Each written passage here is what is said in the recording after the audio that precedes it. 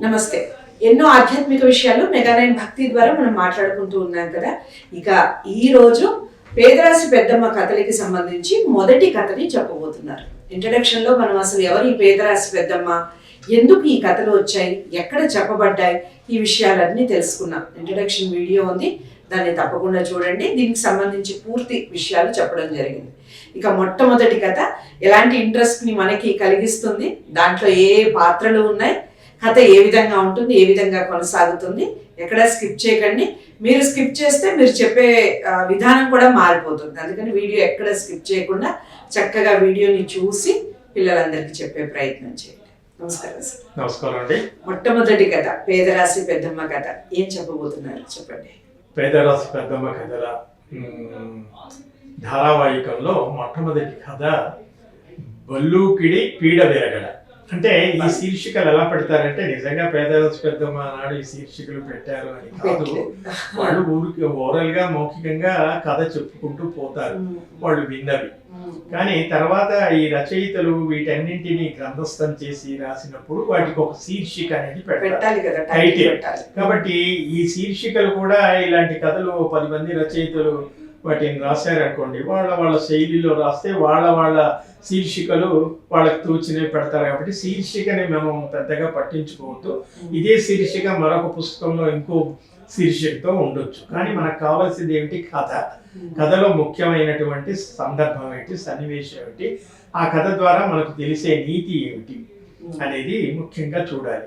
అయితే ఇక్కడ మనం చెప్పుకునే కథ పేరు బల్లూకుడి పీడ విరగడ అని దీనికి శీర్షిక పెట్టుకుందాం.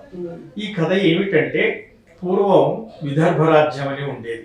మళ్ళీ రాజ్యాల పేర్లన్నీ కూడా మనకి చరిత్రలో వచ్చే పేర్లే, చప్పన్న దేశాలు అని మనం అంటూ ఉంటాం. అంటే పూర్వం ఈ భరతఖండంలో, ఈ హిందూ దేశంలో 56 దేశ రాజ్యాలు ఉండేవి అని దానికే చప్పన్న దేశాలు అనేది వచ్చింది. అలా విదర్భ రాజ్యం అనేటువంటి ఒక రాజ్యం ఉంటుంది. మామూలుగా విదర్భ అనగానే మనకి భాగవతంలో విదర్భ రాజు కూతురు రుక్మిణి అని, శ్రీకృష్ణుడు భార్య అని ఇవి వస్తూ ఉంటాయి. ఈ పేర్లు ఇవన్నీ మనం పెద్దగా పట్టించుకోవద్దు, ఆ తోచినవి పేర్లు పెట్టారు. కాబట్టి ఈ కథలో విదర్భ రాజ్యాన్ని మాధవ సింహుడు అనేటువంటి ఒక రాజు పరిపాలిస్తూ ఉండేవాడు. ఆ రాజు ప్రజలను చాలా ప్రజానురంజకంగా పరిపాలన కొనసాగించేవాడు. ఆయన పరిపాలనలో ప్రజలంతా కూడా సుఖశాంతులతో చాలా హాయిగా జీవిస్తూ ఉండేవారు. అటువంటి రాజుకి ఒక కూతురు ఉంది, ఒక కుమార్తె, రాజకుమార్తె. ఆమె పేరు కళావతి. ఆ కళావతి చాలా అందగత్తె, సౌందర్యవతి అని ఇంకా అందులో రకరకాల వర్ణనలు చేస్తారు కథలో. సో ఒక రాజు, ఆ రాజుకు ఒక రాజకుమార్తె, ఆ రాజకుమార్తె చాలా అందగత్తె. కాబట్టి ఈ అందగత్తె ఈ రాజ్యంలో ఉత్తర దిక్కున, రాజ్యానికి ప్రతిదానికి 4 దిక్కులు ఉంటాయిగా, ఈ రాజ్యానికి విదర్భ రాజ్యానికి ఉత్తర దిక్కులో పెద్ద కారడవి ఉంది. చాలా కీకారణ్యం, భయంకరమైన అడవి, మృగాలు, జంతువులు, ఇవన్నీ రకరకాల వాటితో ఉండేటువంటి భయంకరమైన అడవి ఉంది. ఆ అడవిలో బల్లూకుడు అనేటువంటి ఒక రాక్షసుడు ఉండేవాడు. రాక్షసుడు ఇవన్నీ పిల్లలకి కాస్త ఆసక్తిగా ఉంటుంది, మాయలు మంత్రాలు.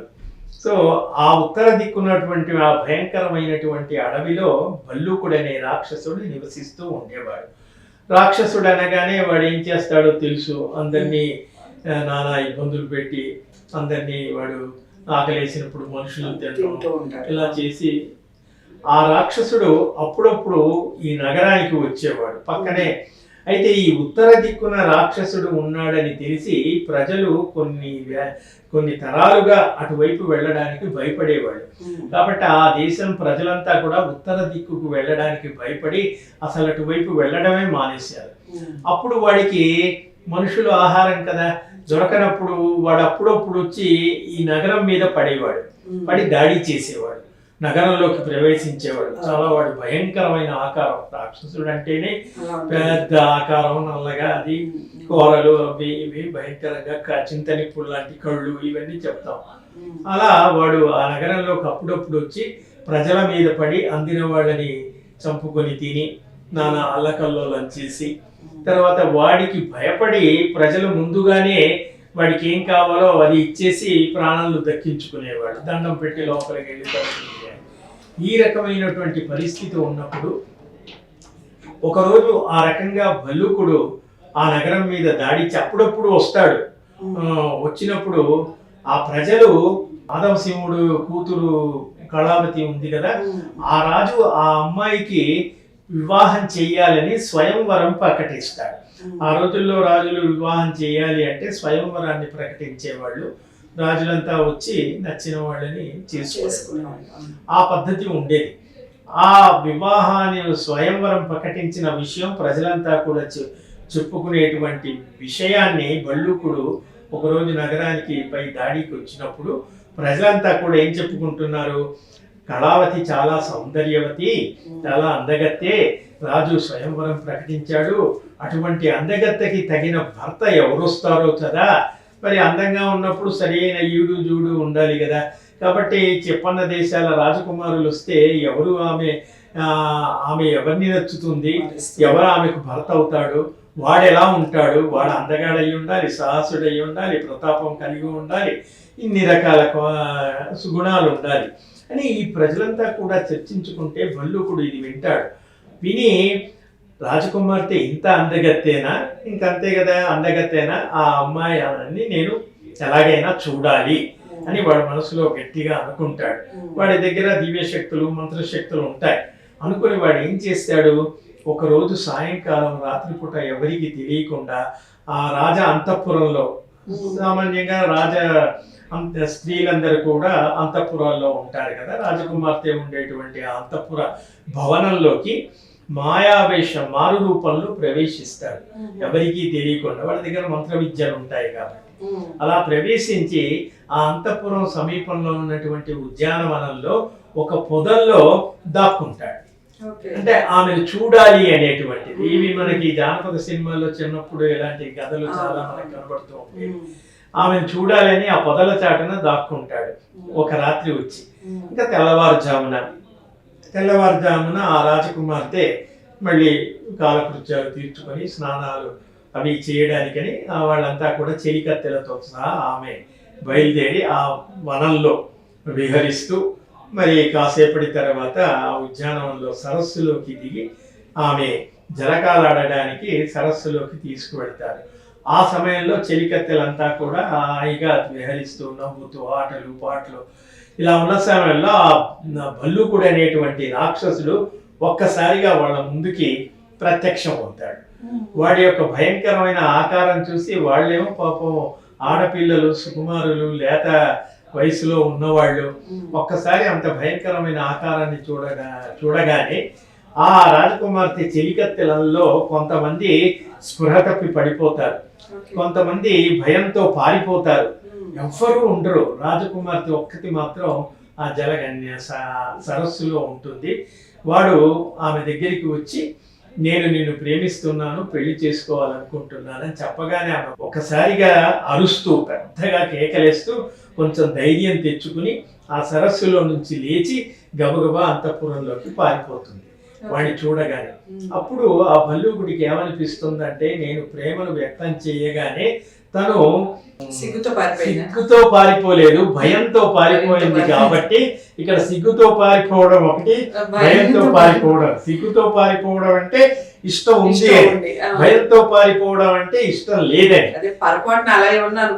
లేదు, వాడు చాలా తెలివైన వాడు ఈమెకు నేనంటే ఇష్టం లేదు కాబట్టి నేనంటే ఎలాగో గిట్టదు, కాబట్టి ఈమెను ఎలాగైనా కూడా మోసంతో ఎత్తుకుపోయి నేను వివాహం చేసుకోవాలి అని వాడు మనసులో గట్టిగా అనుకుని ఆ పూటకి వాడు వెళ్ళిపోతాడు.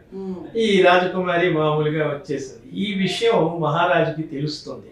తెలిసి తెల్లారితే స్వయంవరం, రాక్షసుడు రాత్రి వచ్చి ఎంత నానా యాగి చేశాడు, రేపు మరి ఏం జరుగుతుందో ఏమిటో.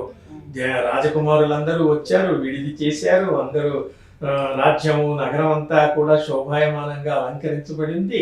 ఏమిటి అని రాజు ఆందోళనతో ఆ రాత్రి కోట చుట్టూ గట్టి బందోబస్తు చేయిస్తాడు, రక్షణ కల్పిస్తాడు, ఎవరు రాకుండా అన్ని సైన్యంతో అందరితో చేయిస్తూ ఉంటాడు. అయితే ఈ స్వయంవరానికి వచ్చినటువంటి రాజకుమారులలో ఒక రాజకుమారుడు చాలా సాహసి ధైర్యవంతుడు. అతను ఈ విషయం తెలుసుకొని మహారాజు దగ్గరికి వచ్చి, మహారాజా మీరేమి భయపడకండి, వాడు ఎటువంటి వాడైనప్పటికీ కూడా వాడిని ఎదిరించేటువంటి ధైర్యం నా దగ్గర ఉంది. ఈ రాత్రి నేను కోటకు కాపలాగా ఉంటాను అని చెప్పి ఆ రాజకుమారుడు మిగతా వాళ్ళతో పాటు అతను బాగా కన్నేసి చుట్టూ అంతా కూడా కాపలా కాస్తూ ఉంటాడు ఆ రాత్రి అంతా కూడా. ఈ సమయంలో ఏం చేస్తా అవుతుంది, భల్లూకుడు వెళ్ళి ఎలా తెల్లారి స్వయంవరంలో రాజకుమారిని ఎత్తుకుపోవాలి, ఏం చేయాలి ఎలా అని వాడేం చేస్తాడు, వాడికి అన్ని మాయశక్తులు ఉన్నాయి కదా. ఈ అంతఃపురానికి పక్కన ఆ రోజుల్లో అశ్వశాల, గజశాల ఇలా రకరకాల శాలలు ఉండేవి. అంటే అక్కడ అశ్వశాలలో అన్ని గుర్రాలు కట్టివేయబడి ఉండేవి వాటిని ఉండడానికి. వాడు గుర్రపు శాల దగ్గరికి వచ్చి, అశ్వశాల అంటాం, వచ్చి వాడు మాయ రూపంలో ఒక గుర్రంగా అందులో కలిసిపోతాడు. వాడు బలిష్ఠుడు, రాక్షసుడు కాబట్టి మిగతా గుర్రాల కంటే వాడు బాగా లావుగా, దిష్టంగా, బలిష్టంగా ఉంటాడు. మనకు సరిగ్గా ఇలాంటి కథే పంచతంత్ర కథల్లో గతంలో చెప్పుకున్నాం. అయితే అది వేరే సందర్భం, ఇది వేరే సందర్భం. సో ఈ భల్లూకుడు అనేవాడు ఒక గుర్రం రూపంలో ఆ గుర్రాల్లో చేరి ఉంటాడు. ఈ రాజకుమారుడు తిరుగుతూ తిరుగుతూ తిరుగుతూ ఆ అశ్వశాలలు, గజశాలలు అన్ని చూస్తూ చూస్తూ ఈ గుర్రపు శాలలో ఉన్నటువంటి ఈ ప్రత్యేకమైన గుర్రపు పైన వాడి దృష్టి పడుతుంది. ఈ గుర్రాలు అన్నేమో మామూలుగా బక్కపల్చగా ఏమో నీరసంగా ఇలా ఉన్నాయి, ఇదొక్కటి చాలా బాగుంది. ఈ రాజకుమారికి గుర్రపు స్వారీ అంటే చాలా ఇష్టం. ఇప్పుడు మన పిల్లలు బైక్లో ఏవో రకరకాలు ఉంటాయి, బైక్ అనగానే వాళ్ళకి ఇష్టం, బైక్ తీసుకొని వాళ్ళు రైడింగ్ అని వెళ్తారు, ఇలా ఏవో చేస్తుంటారు కదా. అలా ఆ పిల్లవాడు అతడు యుక్త వయస్సులో ఉన్నటువంటి వాడు కాబట్టి ఈ గుర్రాన్ని ఎలాగైనా నేను ఎక్కి స్వారీ చేయాలి అని ఒక్కసారిగా వాడికి ఆ ఆశ పుడుతుంది. వెంటనే ఆ గుర్రం పైకి ఎక్కి, ఇదంతా ఆ రాత్రి జరిగిన సంఘటన, తెల్లారితే స్వయంవరం, ఆ గుర్రం పైకి ఎక్కి ఆ గుర్రం మీదే స్వారీ చేస్తూ కోట చుట్టూ తిరుగుతూ ఉండొచ్చు అని వీడు గబాలను ఆ గుర్రం పైకి ఎక్కేసి, ఇక కొరడా ఇవన్నీ ఉంటాయి కదా, కొరడాతో ఒక్కటి జలిపించగానే, అంటే మనం బైక్ స్టార్ట్ చేసేటప్పుడు ఎలా ఉంటుందో అలా గుర్రాలు చాలిపడి ఒక దెబ్బ వేయాలి. అప్పుడు అవి ముందుకు వేయగానే ఆ భల్లూకుడు ఆశ్చర్యపోతాడు, ఇలా జరుగుతుంది అనుకోలేదు. వాడు అనుకున్నది ఒకటి, ఇక్కడ జరుగుతోంది ఒకటి. వెంటనే వీడు వచ్చి వాడి పైన ఎక్కేసి స్వారీ చేస్తూ పైగా కొరడాతో కొడుతున్నాడు. ఒక్కసారి సకిలించి లంఘించుకుంటాడు. ఇక అలా పెడుతూ ఇక కోట దాటిపోయి, ఆ నగరం దాటిపోయి, రాజ్యం దాటిపోయి వీడు కొడుతూ ఉన్నాడు, చొరడా జలిపిస్తూ ఉన్నాడు. వాడు పరిగెడుతూ, ఆ గుర్రం పరిగెడుతూ ఉంది, పరిగెడుతూ వీడిని, రాజకుమారుణ్ణి ఎలాగైనా పడవేయాలని ఆ గుర్రం ప్రయత్నిస్తూ ఉంటుంది. ఆ గుర్రం తనని పడవేసి ప్రమాదంలో వెయ్యాలి అని చెప్పేసి ఈ రాజకుమారుడు దాన్ని కంట్రోల్ చేయటం అంట, స్వాధీనంలోకి తీసుకురావడానికి ఇతను ఇంకా దెబ్బలు వేస్తూ ఉంటాడు. అంటే గుర్రాన్ని కంట్రోల్ చేయాలి అంటే దానికి ఏవో కొన్ని మెలకువలు ఉంటాయి, ఎక్కడ మనం కొరడా జరిపేది ప్రాపర్గా నడుస్తుంది అనేది. అలా చేస్తుంటే క్రమంలో వాడికి విపరీతమైనటువంటి ఒళ్ళంతా దెబ్బలు. తర్వాత అడవుల్లో ముళ్ళ పొదల్లో పరిగెత్తుతూ ఉంటే ఆ గుర్రం కాళ్ళు, 4 కాళ్ళు గిట్టలు అంటాం కదా, ఆ కాళ్ళన్నీ కూడా ముళ్ళు గుచ్చుకుని రక్తసిక్తం అయిపోయి వాడి శరీరం అంతా ఒళ్ళు హూనం అయిపోతుంది. రాజకుమారుడేమో పడకుండా రక్షించుకోవడానికి దాన్ని నియంత్రిస్తున్నాడు, అదేమో వీడిని ఎలాగైనా పడవేసి రక్షించుకోవాలని అది పరిగెడుతుంది. ఇలా జరుగుతూ ఉంటే పోతూ ఉంటే ఒక అడవిలోకి వెళ్ళగానే రాజకుమారుడు ప్రమాదాన్ని గమనించి ఈ గుర్రాన్ని ఎలా అయినా వదిలేసి దీని నుంచి మనం జంప్ చేసేసి మనం సేఫ్గా ఉండాలి అని చెప్పి అలా వెళుతూ ఉంటే ఒక పెద్ద చెట్టు కనబడుతుంది, ఆ మర్రి చెట్టు. ఆ పెద్ద మర్రి చెట్టుకి ఊడలు ఉంటాయి.